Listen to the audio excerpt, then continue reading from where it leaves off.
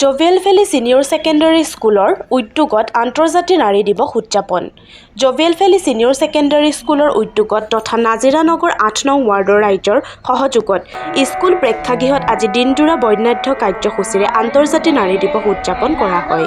পুৱা স্মৃতি অৰ্পণ, মৌন প্ৰাৰ্থনা, সমদল সংগীত পৰিৱেশনৰ পাছতে শিক্ষয়িত্ৰী ফিৰদুজিন খানে আঁতৰ ধৰা জ'ভিয়েল ভেলী ছিনিয়ৰ ছেকেণ্ডেৰী স্কুলৰ অধ্যক্ষা চিলমি বৰা সঞ্চালনত আয়োজিত মুকলি সভাত নাজিৰা পৌৰসভাৰ কাৰ্যবাহী বিষয়া দিব্যা সোণাৰ, অসম মহিলা বিশ্ববিদ্যালয়ৰ কৰ্মচাৰী তথা সাংস্কৃতিক শিল্পী মৌচুমী মহন্ত গোস্বামী, অধিবক্তা প্ৰিয়ংকা ৰাণী বৰুৱা, খটখটি এম ই স্কুলৰ শিক্ষয়িত্ৰী দীপালী দুৱাৰা, নাজিৰা গাঁও পঞ্চায়তৰ সভাপতি ৰূপামণি মহন্ত, ফুলপানী বৰুৱা গাঁৱৰ পঞ্চায়তৰ কাউন্সিলৰ ৰশ্মি বৰুৱাৰ লগতে কেইবাগৰাকীও বিশিষ্ট ব্যক্তি উপস্থিত থাকি বক্তব্য আগবঢ়ায়।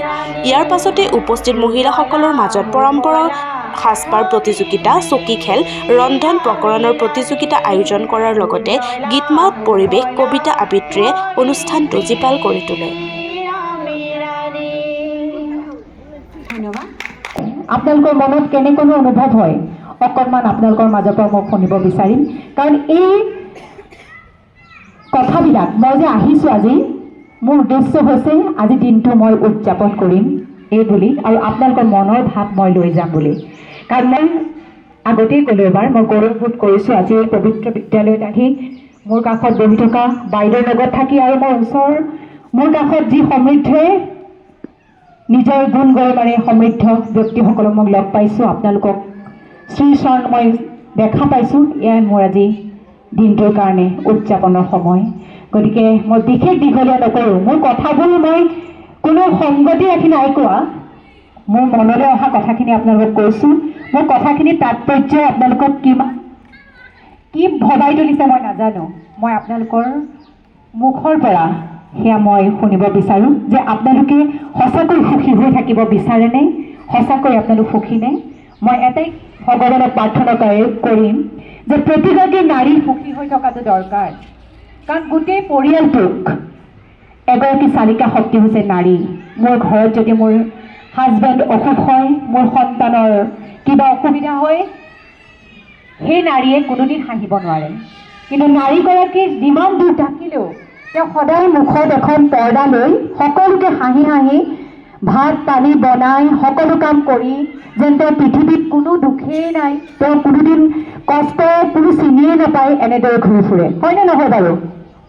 ওলাই অহা মানুহবিলাক হয়নে নহয় তেনেকুৱা? হয়। কিন্তু আমি নাৰীগৰাকী কিন্তু নোৱাৰোঁ। ক'ৰবাত দুখ এটা লাগি আছে, মোৰ মানুহজনৰ অসুখ, ক'ৰবাত মোৰ দুখ এটা লাগি আছে, মোৰ ছোৱালীজনী আজি আমুকলৈ গৈ আছে গাড়ীখনত অকলে অকলে, সেইগৰাকী কিন্তু মাকগৰাকীয়ে কৰে। গতিকে এই দুখবোৰ আমাৰ আঁতৰিব লাগে। এই নাৰী দিৱসত আমি এই কথা চিন্তা কৰিব লাগে। হেল্ল', আমি এই দুখবোৰৰ পৰা আঁতৰি মুখত এই মুকুৰা হাঁহি লৈ প্ৰতিদিন উদযাপন কৰাটোৱে মই বিচাৰোঁ। যিহেতু আজি এই বিশেষ দিনটোত আমি সকলো একত্ৰিত হোৱাৰ এটাই উদ্দেশ্য, সেইটো হৈছে আমাৰ যাতে নাৰীৰ যি সমাজৰ প্ৰতি যি সন্মান, তাক আমি সন্মান জনাবৰ কাৰণে তেওঁলোকৰ যি সাহস, তেওঁলোকৰ যি জ্ঞান, তেওঁলোকৰ যি মৰম এই সমাজৰ কাৰণে, তাকেই সন্মান জনাবৰ কাৰণে আমি আজি এই বিশেষ দিনটো উদযাপন কৰিবলৈ আমি ল'লোঁ।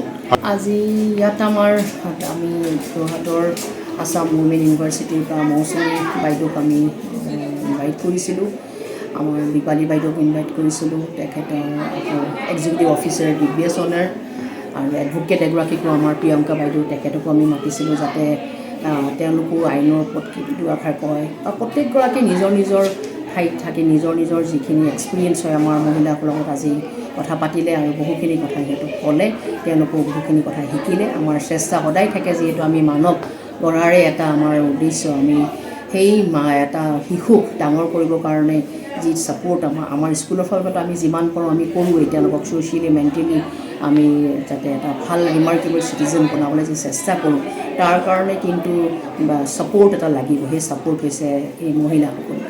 মাতৃসকল চ' সেইকাৰণে আমি সদায় তেওঁলোকক এটা চ'ৰ্চ লাগে যাতে তেওঁলোকক ইনস্পায়াৰ কৰিবৰ কাৰণে তেওঁলোকক এনকাৰেজ কৰিবৰ কাৰণে কিবা এটা প্লেটফৰ্ম লাগে চ' এয়া আজি এটা সুযোগ হয় সেইকাৰণে তাকে লৈ আজি আমি অনুষ্ঠান আজি আমি ৰাখিছিলোঁ আমাৰ স্কুলত আৰু বহুসকল আহিলে মহিলা আহি লৈ পেলাই আজি আমি বিভিন্ন কাৰ্যসূচীৰে দিনটো পাৰ কৰিলোঁ আৰু খুবেই আনন্দ সকলোৱে খুব ভাল পাই গৈছে